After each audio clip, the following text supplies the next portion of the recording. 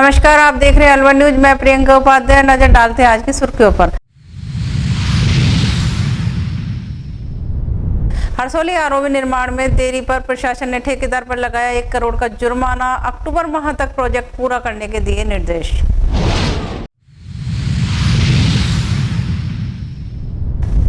रविवार को आए तूफान से पेड़ और 80 से अधिक बिजली पोल टूटे, बिजली हुई गुल, ग्रामीणों की रात की नींद उड़ी।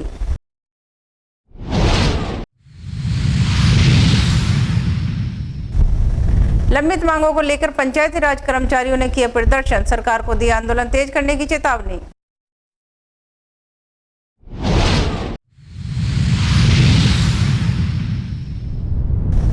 बेटी बचाओ बेटी पढ़ाओ की त्रैमासिक बैठक हुई, बालिका शिक्षा एवं महिला सुरक्षा पर दिया जोर।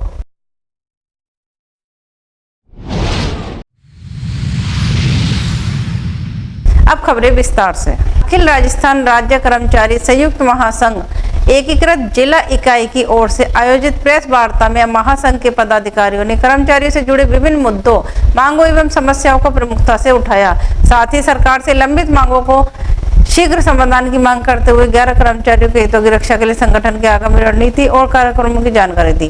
प्रेस कॉन्फ्रेंस के दौरान महासंघ के जिला एवं प्रदेश स्तर के पदाधिकारी उपस्थित रहे। उन्होंने कहा कि कर्मचारियों की जायज मांगों को लेकर संगठन लगातार संघर्षरत है और यदि समय रहते समस्याओं का समाधान नहीं हुआ तो आगे आंदोलन की रूपरेखा भी तैयार की जाएगी। कार्यक्रम में बड़ी संख्या में कर्मचारी प्रतिनिधियों ने भाग लिया। राज्य कर्मचारी संयुक्त महासंघ एकीकृत द्वारा प्रस्तावित जन जागरणी जो जागृति अभियान है, जिसके तहत आज पहले दिन अलवर से दौसा आए हैं और यहाँ अलवर में हमारी जो प्रेस कॉन्फ्रेंस और कर्मचारियों से रूबरू है और कर्मचारियों की मांगों को लेके हर कर्मचारी से हमने बात की है, क्योंकि राजस्थान की सरकार को बने 2.5 साल हो गए। कर्मचारियों के मांग पत्र दिए हुए हैं, जिसमें हमारे मुख्य मांगे जो वेतन विसंगतियां हैं और चयनित वेतनमान 9/18/27 के स्थान पर 8/16/24/32 है। मंत्रालय कर्मचारियों का द्वितीय पदोन्नति 4200 है।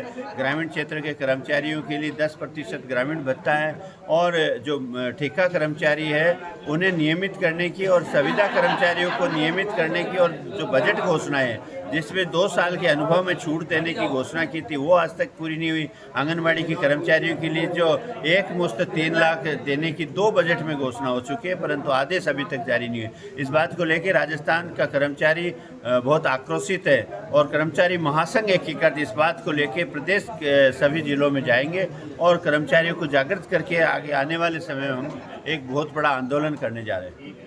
तो क्या रहेगा अगर सरकार को आपने ज्ञापन भी दे दिया है, आगे की रणनीति क्या रहेगी? हमने कई बार जिस तरीके से आरजीएचएस की असुविधाएं हो रही है, जिसका निजीकरण है, उसका भी विरोध है और हमारे अन्य कई तरीके की है जो बजट घोषणाएं हैं और ठेका कर्मचारी है उनको नियमित है, संविदा कर्मचारी उन्हें 2 साल की छूट की है। तो सारे तमाम मुद्दों को लेके प्रदेश भर में जा रहे हैं और प्रदेश भर के जो कर्मचारियों को हम आह्वान कर रहे हैं, जागृत कर रहे हैं कि शीघ्र ही हो सकता है हमें राजस्थान सरकार से 2-2 हाथ करने पड़े। इसलिए हम कर्मचारियों से ये तय कर रहे हैं कि राजस्थान की सरकार अगर समय रहते हमारी मांगों पे पूरा नहीं किया तो निश्चित तौर पे जयपुर में हम बहुत बड़े विशाल धरना प्रदर्शन करने जाएंगे। Thank you. शहर में यातायात व्यवस्था को सुचारू बनाने और सार्वजनिक मार्गों को अतिक्रमण मुक्त रखने के उद्देश्य से नगर निगम एवं यूआईटी की ओर से सोमवार को संयुक्त अभियान चलाया गया। अभियान के तहत नगली सर्किल से भगत सिंह सर्किल तक सड़क किनारे और फुटपाथों पर किए गए अतिक्रमण को हटाने की कार्रवाई की गई। कार्रवाई के दौरान अधिकारियों की टीम ने सार्वजनिक स्थानों पर रखे गए सामान, अस्थायी ढांचे और अन्य अवरोधों को हटाकर मार्गों को साफ कराया। अधिकारियों ने दुकानदारों और आमजन को समझाइश देते हुए कहा कि सड़क और फुटपाथ पर सामान रखकर अतिक्रमण ना करें, क्योंकि इससे यातायात प्रभावित होता है और राहगीरों को परेशानी का सामना करना पड़ता है। प्रशासन ने स्पष्ट किया कि शहर में यातायात व्यवस्था को बेहतर बनाने और आमजन की सुविधा के लिए यह अभियान आगे भी जारी रहेगा। साथ ही चेतावनी दी कि दोबारा अतिक्रमण पाए जाने पर नियमानुसार कार्रवाई की जाएगी।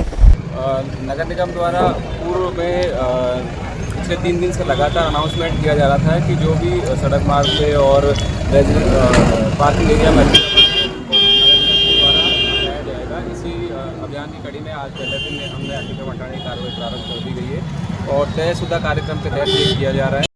जिला कलेक्टर डॉक्टर अर्तिका शुक्ला ने मिलकपुर में खाली राजकीय विद्यालय के भवन के निरीक्षण के दौरान विकास अधिकारी को निर्देशित किया कि इस खाली भवन को ग्रीन ई लाइब्रेरी के रूप में विकसित करे, जिसमें आधुनिक सुविधाओं के साथ सभी आयु वर्ग के पाठकों के लिए प्रतियोगी परीक्षाओं, मोटिवेशन स्टोरी, महापुरुषों की जीवनी इत्यादि प्रकार की उपयोगी पुस्तकें, कंप्यूटर, इंटरनेट आदि सुविधाओं की व्यवस्था की जाए, ताकि स्थानीय विद्यार्थियों एवं आमजन को प्राकृतिक वातावरण में अध्ययन की उत्तम सुविधा उपलब्ध हो सके।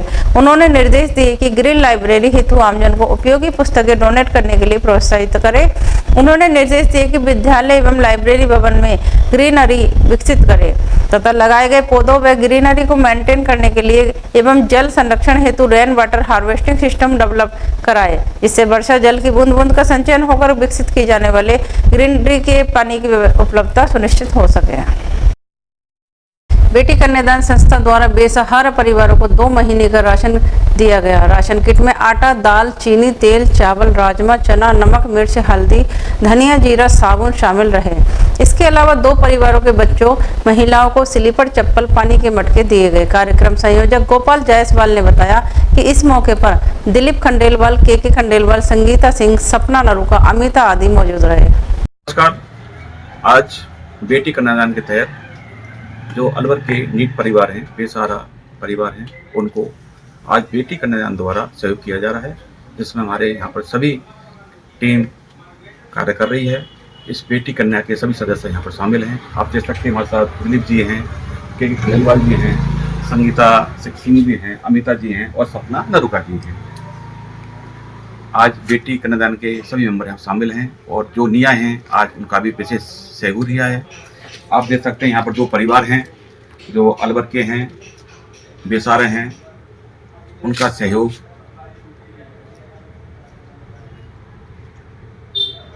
किया जा रहा है। उनको आज इस टीम सदस्य की तरफ से 2 किट उनको दी जा रही हैं, जिसमें करीब 2 महीने का इसमें हमारा सामान है। इसी तरह आगामी हमारे ये कार्यक्रम चलता रहेगा। सबका साथ, सबका विकास के नाम से धन्यवाद। जिला कलेक्टर अतुल प्रकाश की अध्यक्षता में सोमवार को जिला सचिवालय में साप्ताहिक समीक्षा बैठक आयोजित हुई। बैठक में विभिन्न विभागों की प्रगति की समीक्षा करते हुए जिला कलेक्टर ने लंबित प्रकरणों के शीघ्र निस्तारण एवं जनहित से जुड़े मामलों में प्रभावी कार्रवाई के निर्देश दिए गए। समीक्षा के दौरान जिला कलेक्टर ने अतिरिक्त मुख्य कार्यकारी अधिकारी को लंबित पेंशन प्रकरणों का शीघ्र निस्तारण सुनिश्चित करने के निर्देश दिए। वहीं उपखंड अधिकारी तिजारा सहित सभी उपखंड अधिकारियों को 1 सप्ताह के भीतर लंबित पेंशन प्रकरणों का निस्तारण करने के निर्देश दिए गए। बैठक में चिकित्सा संस्थानों के निरीक्षण, जनगणना संबंधी कार्यों, CLF हेतु भूमि चिन्हीकरण, राजस्व न्यायालयों में लंबित प्रकरणों तथा अन्य विभागीय गतिविधियों की समीक्षा की गई। अस्पताल निरीक्षण के दौरान पाई गई कमियों को तत्काल दूर करने तथा जनगणना कार्य में पाए गए लॉजिकल एरर को सुधारने के निर्देश दिए गए। जिला स्तरीय बेटी बचाओ बेटी पढ़ाओ योजना की त्रैमासिक समीक्षा बैठक जिला कलेक्टर अतुल प्रकाश की अध्यक्षता में आयोजित की गई, जिसमें बालिका जन्म दर, शिक्षा, महिला सुरक्षा एवं विभिन्न कल्याणकारी योजनाओं की प्रगति की समीक्षा की गई।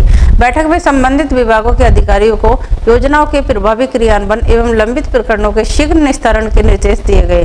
बैठक में अधिकारियों को प्रति वर्ष लिंगानुपात में न्यूनतम 2 अंकों की वृद्धि सुनिश्चित करने के लिए विशेष प्रयास करने के निर्देश दिए गए। साथ ही संस्थागत प्रसवों में वृद्धि करने तथा मातृ एवं शिशु स्वास्थ्य सेवाओं को सुदृढ़ बनाने पर जोर दिया। जिला शिक्षा अधिकारी को विद्यालयों में नामांकन बढ़ाने के लिए आवश्यक कार्रवाई करने के निर्देश दिए गए। उपखंड और गोविंदगढ़ उपखंड क्षेत्र में रविवार देर रात आए तूफान ने भारी तबाही मचाई है। तूफान से अनेक पेड़ धराशायी हो गए। चौमा, लावड़ा, माणकी, गुजरपुर आदि गांवों में 55 से अधिक विद्युत पोल टूट गए। 3 3 फेस और 3 सिंगल फेस ट्रांसफार्मर गिर जाने से लोगों का जीवन अस्त व्यस्त हो गया। गोविंदगढ़ उपखंड क्षेत्र के ईदपुर, तिलपाड़, चिड़वाई, मालपुर आदि गांवों में लगभग 35 विद्युत पोल टूट गए। इसमें सबसे अधिक नुकसान चौमा गांव में हुआ, जहां लगभग 35 विद्युत पोल टूट गए और 3 सिंगल फेस और 3 3 फेस ट्रांसफार्मर गिर गए। लोगों को गर्मी और उमस में जागते हुए रात बितानी पड़ रही है। कस्बे में स्थित संत दास जी महाराज मंदिर में सोमवार को भव्य भंडारे का आयोजन किया गया। इस अवसर पर हजारों की संख्या में पुरुष, महिलाएं और बच्चे शामिल हुए और प्रसाद ग्रहण किया। मंदिर परिसर में आयोजित इस भंडारे में ग्रामीणों ने क्षेत्र में सुख, शांति और समृद्धि की मन्नत भी मांगी। कार्यक्रम का आयोजन समस्त ग्रामवासियों की तरफ से किया गया था और सभी उपस्थित लोग इस भव्य आयोजन का हिस्सा बने। स्थानीय ग्रामीणों ने बताया कि 8 जून 2025 को बाबा श्री संत दास जी महाराज के मंदिर का निर्माण भामाशाह रामचरण मोदी के योगदान से संपन्न हुआ था। 1 वर्ष पूरे होने के उपलक्ष्य में मंदिर परिसर में भव्य आयोजन किया गया और बाबा का जन्मदिन भी हर्षोल्लास के साथ मनाया गया। कार्यक्रम में श्री संत दास जी महाराज के जयकारों और भक्ति गीतों से मंदिर परिसर भक्ति भाव से गूंज उठा। ग्रामीणों ने इस अवसर को बेहद उत्साह और श्रद्धा के साथ मनाया, जिससे हरसोली में धार्मिक और सामाजिक सौहार्द की झलक देखने को मिली। कस्बे में फाटक संख्या L86 पर निर्माणाधीन रेल ओवर ब्रिज परियोजना में देरी के कारण प्रशासन ने ठेकेदार कंपनी पर 1 करोड़ रुपए का जुर्माना लगाया है। यह परियोजना 36.31 करोड़ रुपए की लागत से सड़क मार्ग और ब्रिज निर्माण के तहत बनाई जा रही है। प्रशासन ने बताया कि यह कार्य मूल रूप से फरवरी 2026 तक पूरा होना था, लेकिन निर्माण की धीमी गति के कारण अब तक पिलरों का कार्य भी पूरा नहीं हुआ है। ठेकेदार को अक्टूबर 2026 तक प्रोजेक्ट पूरा करने के स्पष्ट निर्देश दिए गए हैं। सड़क मार्ग पर सैकड़ों गाँव लगते हैं, जहाँ हजारों की संख्या में वाहन गुजरते हैं, जिससे यातायात जामों और आने जाने में कठिनाई रहती है। आरओबी निर्माण से पहले प्रशासन ने मार्ग पर डायवर्जन लगाया था, लेकिन कुछ वाहनों के नियमों का पालन न करने के कारण भीड़ बनी रहती थी। पीडब्ल्यूडी अधिकारियों ने बताया कि डायवर्जन मार्गों पर उचित संकेत लगाए गए हैं और नियमों का उल्लंघन करने वाले वाहनों पर पुलिस कार्रवाई करती है। वहीं इस परियोजना के पूर्ण होने से क्षेत्र में यातायात सुचारू होगा और आपातकालीन सेवाओं जैसे एम्बुलेंस और अन्य आवश्यक साधनों का आवागमन भी बेहतर होगा। ओम प्रकाश किराड़, अधीक्षक अभियंता पीडब्ल्यूडी खैरतल ने बताया कि परियोजनाओं को निर्धारित समय में पूरा करना हमारी प्राथमिकता है और ठेकेदार को अक्टूबर 2026 तक कार्य पूर्ण करने का निर्देश दिया गया है। स्वस्थ, स्वच्छ एवं पर्यावरण अनुकूल जीवन शैली को बढ़ावा देने के उद्देश्य से आशियाना उत्सव भिवाड़ी में eco enzyme formula with natural extract विषय पर विशेष जागरूकता कार्यक्रम का आयोजन किया गया। कार्यक्रम में वक्ताओं राम प्रकाश गर्ग एवं हरीश शर्मा ने इको एंजाइम की महत्व, निर्माण प्रक्रिया तथा घरेलू एवं पर्यावरणीय उपयोगों की विस्तृत जानकारी प्रदान की। वक्ताओं ने बताया कि इको एंजाइम प्राकृतिक फलों एवं सब्जियों के छिलकों से तैयार किया जाने वाला एक बहुउपयोगी जैविक उत्पाद है, जो रासायनिक क्लीनरों का प्रभावी विकल्प बन सकता है।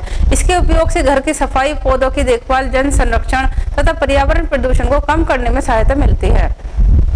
कार्यक्रम के दौरान उपस्थित लोगों को इको एंजाइम बनाने की सरल विधि, इसके विभिन्न लाभों तथा दैनिक जीवन में इसके उपयोग के बारे में व्यवहारिक जानकारी दी गई।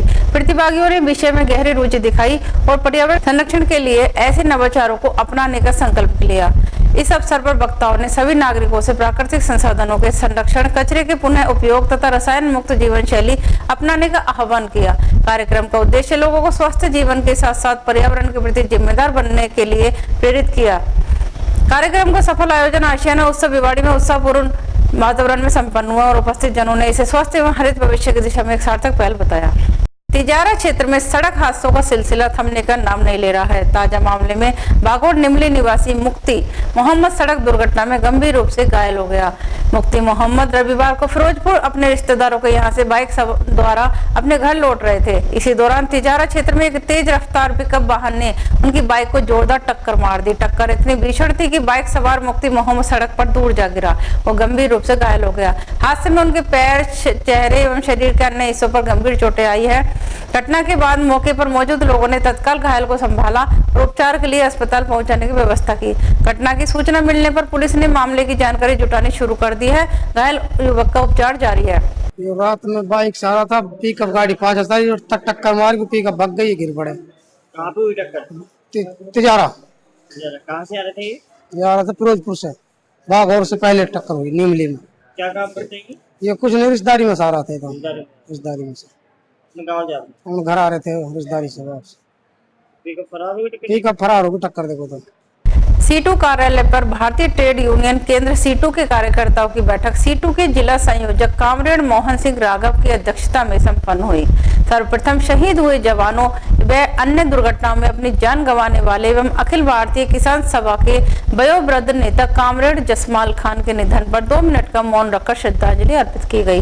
बैठक में भारतीय ट्रेड यूनियन केंद्र सीटू का विस्तार कर संगठन मंत्री रजनी शर्मा, कार्यालय मंत्री मुकेश सोमवंशी, कोषाध्यक्ष मयंक कुमार गर्ग, प्रचार मंत्री राजरानी गुप्ता, कानूनी सलाहकार अशरफ खान सामोला व कन्हैया लाल सैनी, भक्तन मामोड़िया, मोनू शर्मा, रतन लाल सैनी, महेश शर्मा, आशा रानी, पूजा देवी, भागले देवी, रेखा व अलवर जिला लाल झंडा e rickshaw union bus stand के अध्यक्ष मुरारी लाल सैन को कार्यकारिणी में लिया और शपथ दिलाई। बैठक में कहा गया कि अलवर शहर को नगर निगम बने कई वर्ष गुजरने के बाद भी नगर निगम जैसी जन सुविधा उपलब्ध नहीं है। जिला संयोजक मोहन सिंह राघव ने बैठक को संबोधित करते हुए जिला प्रशासन पर सवाल उठाए, जैसे व्यस्त इलाका चूड़ी मार्केट, तिलक मार्केट, भीड़ चौक, मालन की गली, भटियारों की गली, आटे वाली गली में अग्नि दुर्घटना होने पर जिला प्रशासन कैसे निपटेगा। शहर में आवारा पशुओं को विचरण करना, पुलिस की राह पर अवैध ई रिक्शाओं की भरमार आदि समस्याओं को लेकर 18 जून को दोपहर 2 बजे मिनी सचिवालय पहुंचकर कलेक्टर को 11 सूत्रीय मांगों का ज्ञापन सौंपने का निर्णय लिया। आज की मीटिंग का संचालन विशेष आमंत्रित अखिल भारतीय किसान सभा के कामरेड मुख्तियार सिंह ने किया। आज हमने जो हमारे भारतीय ट्रेड यूनियन केंद्र सीटू के बैनर तले संगठन है भवन निर्माण श्रमिक और अलवर लाल झंडा ई रिक्शा यूनियन, तो भारतीय ट्रेड यूनियन केंद्र सीटू का आज हमने ज़िले की मीटिंग बैठाई है। मीटिंग हमने इसलिए की है कि हमारे अलवर शहर को नगर निगम बने कई साल हो गए हैं, लेकिन यहाँ हमको नगर पालिका वाली भी सुविधा नहीं मिल रही। जैसे जगह जगह सड़क खोदी गई है, गलियों में मेन रोड भी खोद डाले, और अब बरसात का मौसम भी आने वाला है। आप किसी भी गली में चल जाओ, कूड़ों को ढेर पड़े हैं, सफाई का कोई नाम नहीं है। दूसरा, बड़े बड़े नाले या छोटी नाले भी प्लास्टिक के डस्ट से ढकी हुई हैं।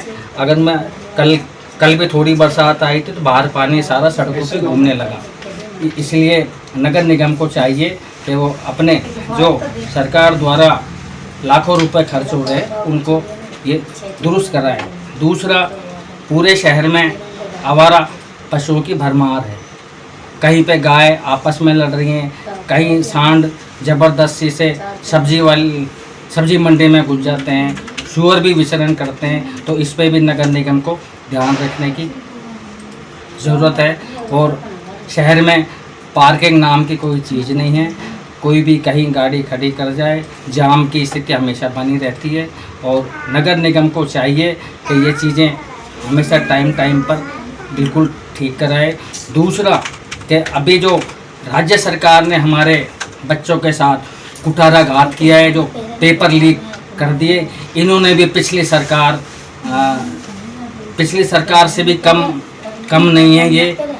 ये सोच रही है सरकार के पिछली ने गड़बड़ की तो हम क्यों पीछे रहें। तो हमारे कितने छात्रों ने सुसाइड कर लिया है, आत्महत्या की गई है।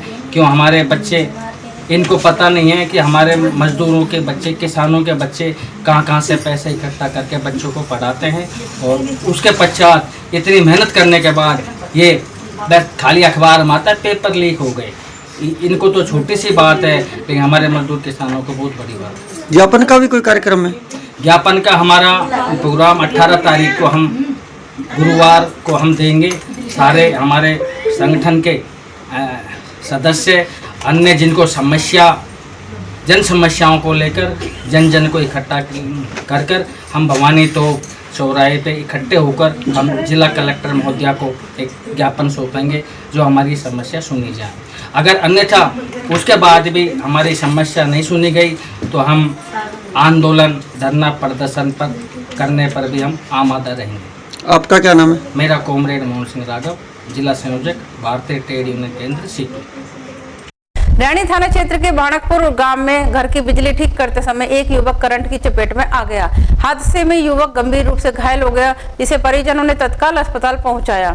प्राथमिक उपचार के बाद उसकी गंभीर स्थिति को देखते हुए अलवर के जिला अस्पताल रेफर कर दिया गया, जहां उसका उपचार जारी है। मणकपुरा निवासी रतनलाल खेती का कार्य करते हैं। रविवार रात करीब 8 बजे वे अपने घर में बिजली की खराबी को ठीक कर रहे थे। इसी दौरान अचानक उन्हें तेज करंट लग गया। करंट इतना जोरदार था कि वह गंभीर रूप से झुलस गया। घटना के समय घर में मौजूद परिजनों ने शोर सुनकर मौके पर पहुंचकर उसे बिजली के संपर्क से अलग किया और तुरंत रैणी अस्पताल लेकर गए। वहां चिकित्सकों ने प्राथमिक उपचार किया, लेकिन हालत गंभीर होने के कारण अलवर के जिला अस्पताल रेफर कर दिया गया। घायल के परिजन अरविंद ने बताया कि रात करीब 8 बजे रतन सिंह घर की विद्युत लाइन में आई खराबी को ठीक करने का प्रयास कर रहा था। इसी दौरान करंट लगने से वह गंभीर रूप से घायल हो गया। रतनलाल मीणा, कहाँ के निवासी हैं? बनकपुरा। क्या घटना हुई बताइए मुझे। ये कोई लाइट का फेज हट गया था, उसको लगा रहे थे। फिर क्या हुआ? कोई क्लास में कट थी तो कट का पता नहीं चला, उसके वजह से करंट आ गया। क्या काम करते हैं? जमींदार करते खेती का काम। घटना कब की है? कल शाम 8 बजे के लगभग। उसके बाद यहाँ कर रहे हैं। हाँ जी, रैणी ले गए थे, रैणी से फिर डायरेक्ट हम यहाँ ले आए थे जी। आपका नाम क्या है? अरविंद कुमार।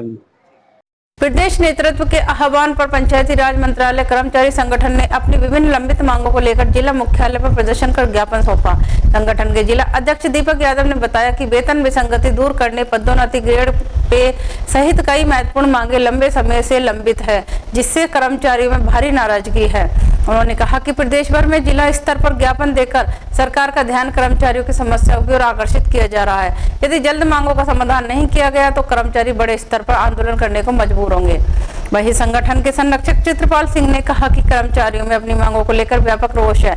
लंबे समय से लंबित मामलों के समाधान में हो रही देरी से कर्मचारियों का धैर्य जवाब दे रहा है। उन्होंने सरकार से जल्द सकारात्मक निर्णय लेने की मांग की। प्रदर्शन के दौरान संगठन से जुड़े कर्मचारी बड़ी संख्या में मौजूद रहे और मांगों के समर्थन में नारेबाजी कर जल्द समाधान की मांग उठाई।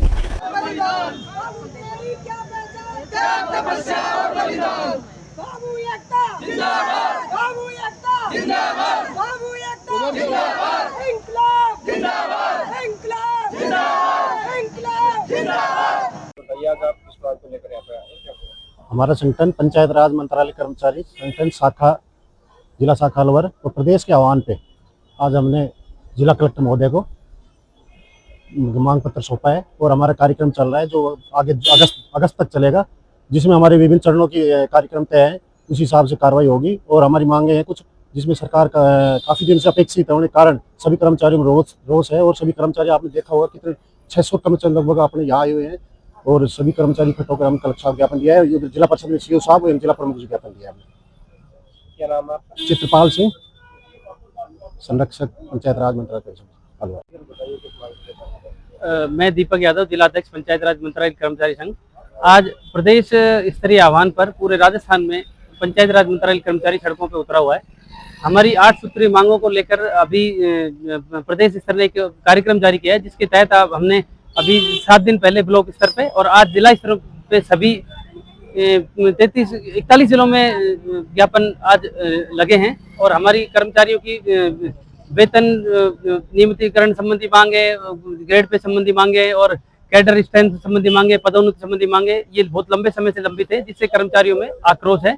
और अभी आने वाले समय में हम जयपुर बड़ा एक प्रदेश स्तरीय सम्मेलन और एक आंदोलन पंचायत राज मंत्रालय कर्मचारी संगठन पूरे राजस्थान का 16,000 से ज़्यादा कर्मचारी जयपुर इकट्ठे होकर इस आंदोलन को अग्रिम रूप देंगे।